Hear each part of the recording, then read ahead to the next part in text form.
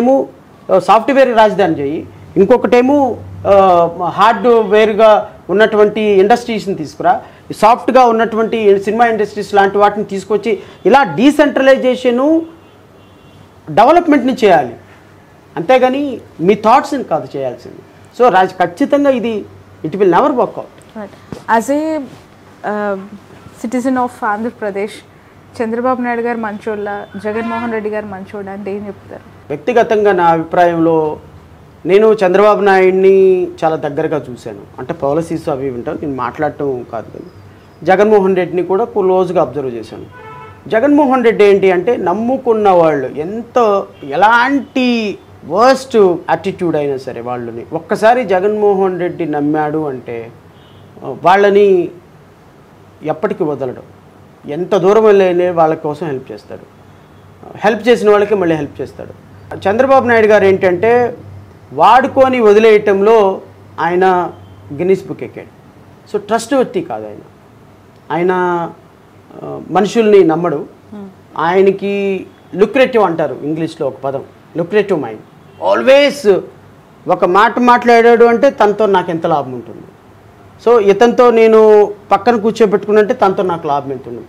So ఒక్కసారి అతనితో కనుక అవసరం తీరిన తర్వాత వాడుకొని వదిలేయటంలో చంద్రబాబు నాయుడు చాలా అందవేశం చేయి. సో నేనేమనుకుంటానంటే వ్యక్తిగతంగా చంద్రబాబు నాయుడు కంటే ఒక పాయింట్ రాజశేఖర్ రెడ్డి, జగన్మోహన్ రెడ్డి వ్యక్తిగతంగా వాళ్ళని ప్రేమించే వ్యక్తులకి చాలా హెల్ప్ చేస్తారు. యాజ్ ఫార్ యాజ్ అడ్మినిస్ట్రేషన్లోకి వచ్చేటప్పటికి ఖచ్చితంగా చంద్రబాబు నాయుడుకి నేను మార్కులు వేయాల్సి. ఆయన అడ్మినిస్ట్రేటర్, వ్యక్తిగతంగా నాకు ఆయన అడ్మినిస్ట్రేషన్ చాలా ఇష్టం. నేను చదువుకున్న రోజుల నుంచి కూడా ఆయన్ని అబ్జర్వ్ చేస్తూ ఉండేవాడిని. Jaganmohan Reddy is not an administrator. Jaganmohan Reddy is very poor administrator. అసలు ఆయనకి డెమోక్రసీ అంటే నమ్మకం లేదు, పరిపాలన మీద ఒక అవగాహన లేదు, సిస్టమ్స్ పట్ల రెస్పెక్ట్ లేదు. చంద్రబాబు నాయుడుకి ఏంటంటే సిస్టమ్స్ పట్ల కొంత భయం ఉంది, అడ్మినిస్ట్రేషన్ పట్ల కొంత పట్టు ఉంది, ఒక అంశాన్ని ఆలోచించి చేస్తాడు, కానీ పర్సనల్ కన్సిడరేషన్స్ చాలా ఎక్కువ ఉంటాయి. ఇప్పుడు అమరావతి రాజధాని చేశాడు అనుకోండి, ఇక్కడ 1,00,000 కోట్ల రూపాయలు బిజినెస్ జరిగితే తనకు అందులో ఒక 30-40 వేల కోట్ల రూపాయలు ప్రాఫిట్ రావాలి, తన వర్గాలకైనా రావాలి, తనకైనా రావాలి. సో ఇంటర్నల్ కన్సిడరేషన్స్ చాలా హై స్టేక్లో ఉంటాయి. జగన్మోహన్ రెడ్డికి అసలు ఏ కన్సిడరేషన్ ఉండదు, అది డెవలప్ చేయడు, ఏమి చేయడు, ఆయన అనుకున్న ఎజెండానే ఆయన ఇంప్లిమెంట్ చేస్తాడు. అది డిస్ట్రక్షన్ అయిపోయిన పర్లే. అంటే నేను ఎలా చెప్పాలి అంటే మగధీర సినిమాలో నాకు దక్కనిది ఎవరికి దక్కడానికి వీల్లేదు అని విలన్ అంటాడు చూసారా, అది జగన్మోహన్ రెడ్డి పాలసీ. చంద్రబాబు నాయుడు ఏంటంటే పర్లేదులే, నాకు దక్కకపోయినా పర్లేదు కానీ వాడికి దక్కినా పర్లేదు, నాకు ఏ ఇబ్బంది రాకుండా ఉంటే చాలు అనుకునేది చంద్రబాబు నాయుడు పాలసీ.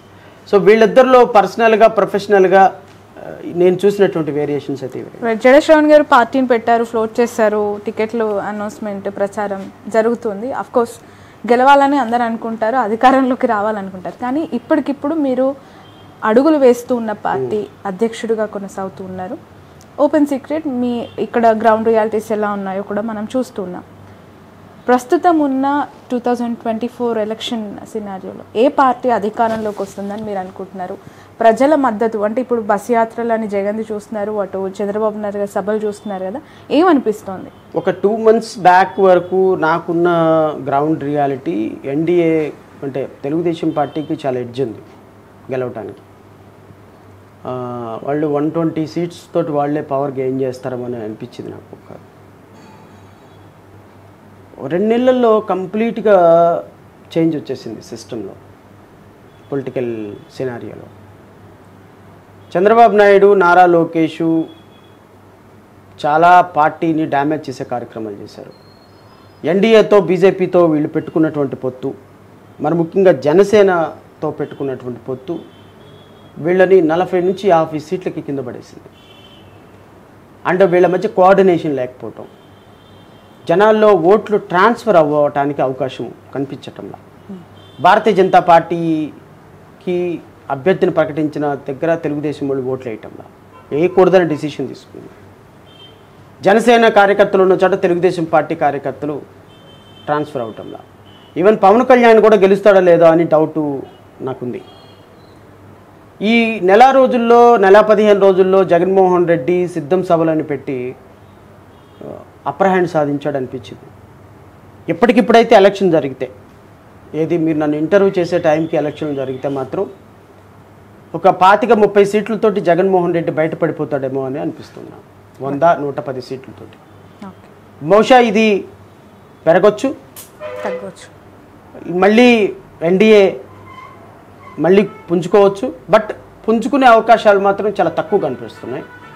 ఈ టెంపో జగన్మోహన్ రెడ్డి కంటిన్యూ చేస్తాడని అనుకుంటున్నా. సో మళ్ళా స్ట్రైట్గా మీరు నన్ను అడిగితే, ఎందుకంటే నేను ఏ ప్రశ్న అయినా కూడా స్ట్రైట్గా సమాధానం చెప్పడానికి ఇష్టపడతాను. అది మేబీ నాకు ఎఫెక్ట్ అయినా కానీ, ఒక రాజకీయ పార్టీ అధ్యక్షుడిగా నేను ఈ మాట చెప్పకూడదు, మీరు అడగకూడదు.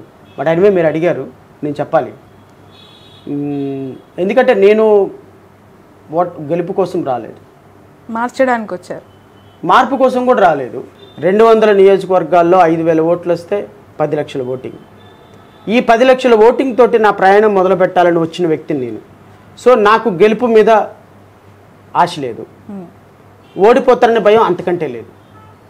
నేను ఒక థాట్ ప్రాసెస్లో వచ్చిన కారణంగా ఏ పార్టీ గెలుస్తుందో ఏ పార్టీ ఓడిపోతుందో ప్రిడిక్షన్ చెప్పడంలో తప్పైతే భావించటంలో ఈవెన్ నేను కూడా మంగళగిరిలో గెలవాలని ఉంది, కానీ ఎంతవరకు గెలుస్తాననేటువంటి నమ్మకాలు నా ఓటమి గెలుపు నా మీద ఆధారపడి ఉండదు, ప్రజల ఆలోచన విధానం మీద ఆధారపడి ఉంటుంది. రేపు నిజంగానే ప్రజలు నన్ను ఆశీర్వదించారా, వెరీ గుడ్. ఆశీర్వదించకపోయినా నేను బాధపడను, ఎందుకంటే నాకు ఇంకో 5 సంవత్సరాలు వాళ్ళకి సర్వీస్ చేసే అవకాశం నాకు న్యాయవాదిగా దొరుకుతుంది. నేను 2024లో నాకు మంగళగిరిలో ఓడిపోయినా నేను 2029 వరకు నేను అక్కడే ఉంటా, పనిచేస్తా, ప్రతి సమస్యని స్పృశిస్తా, ప్రతి ఇంటికి వెళ్తా, ప్రతి కష్టంలో వాళ్ళకి న్యాయ సహకారమో ఇంకో సహకారం అందించడానికి ప్రయత్నం చేస్తాను. నాకు తెలిసి ఎన్డీఏ గెలిచే అవకాశాలు చాలా తక్కువ. 2024లో మళ్ళా జగన్మోహన్ రెడ్డి ముఖ్యమంత్రిగా ప్రమాణ స్వీకారం చేస్తాడేమో, చేసే అవకాశాలు మెండుగా కనపడుతుంది. మోరోవర్ చాలా ఇంపార్టెంట్ క్వశ్చన్ మిమ్మల్ని అడగడం మర్చిపోయాను. ఇంతకుముందు పవన్ కళ్యాణ్ గారి గురించి మాట్లాడినప్పుడు, ఈ కూటమిని ఏర్పాటు చేసే క్రమంలో నేను చాలా నష్టపోయాను, దాని పెయిన్ నాకు తెలుస్తుంది అంటూనే నిన్నగాక మొన్న నా గెలుపు బాధ్యత వర్మ మీద పెట్టాను, వర్మ గారే నన్ను గెలిపించాలి, ఈ అవకాశం ఇవ్వండి అని ప్రసంగం. ఎలా చూడాలి ఈ 2 లైన్స్ని? అంటే పార్టీ పెట్టి సాధిస్తారు, ఏదో సీఎం అవుతారు రాష్ట్రానికన్నా అభిమానులకు, ఆయన నమ్ముకున్న నాయకులకు, అసలు ఒకవైపు పోతిన మహేష్ గారి నిర్వేదం చూస్తున్నాం, ఆయన ఎమోషనల్ వర్డ్స్ చూస్తూ ఉన్నాం కదా. ఒక పార్టీకి అధ్యక్షుడు కూడా పక్క వ్యక్తి పైన నా గెలుపు డిపెండ్ అయిపోయింది, ఆయన గెలిపించాలి అని చెప్పడం ఎలా అర్థం చేసుకో? శ్రవణి, పవన్ కళ్యాణ్ అనేటువంటి వ్యక్తి మాటలు వింటుంటే నాకు నవ్వాలో ఏడవాలో అర్థం కాదు. ఇప్పుడు నా లైఫ్లో నేను ఎప్పుడు కూడా 1 కోటి రూపాయలు ఒకే అమౌంట్ నేను చూడలే, ఒక చోట పెట్టింది 50 lakhs కూడా చూసుండు నేను. పవన్ కళ్యాణ్ ఒక నెలకి ఒక సినిమాకి 400-500 కోట్లు సంపాదించేటువంటి వ్యక్తి, ఒక స్టార్గా మంచి ఫ్యాన్ ఫాలోయింగ్ ఉన్నటువంటి వ్యక్తి ఆంధ్రప్రదేశ్ రాష్ట్రంలో. ఒక సాధారణమైన న్యాయవాదిగా ఉన్న నేనే ఆలోచించి మాట్లాడతా. ఎందుకంటే సంవత్సరం క్రితం నేను ఏం మాట్లాడాను, ఈరోజు ఏం మాట్లాడుతున్నాను, ఇంతకుముందు ఇంటర్వ్యూలో ఏం మాట్లాడుతున్నాను అనేది కంపేర్ చేసుకుంటూ ఉంటా. పవన్ కళ్యాణ్ అనేటువంటి వ్యక్తిలో నేను బాధపడేదో లేకపోతే ఆయన అన్ఫార్చునేట్ అని ఫీల్ అయ్యేది ఏంటంటే, 10 నిమిషాల క్రితం మాట్లాడిన మాటకి 10 నిమిషాల తర్వాత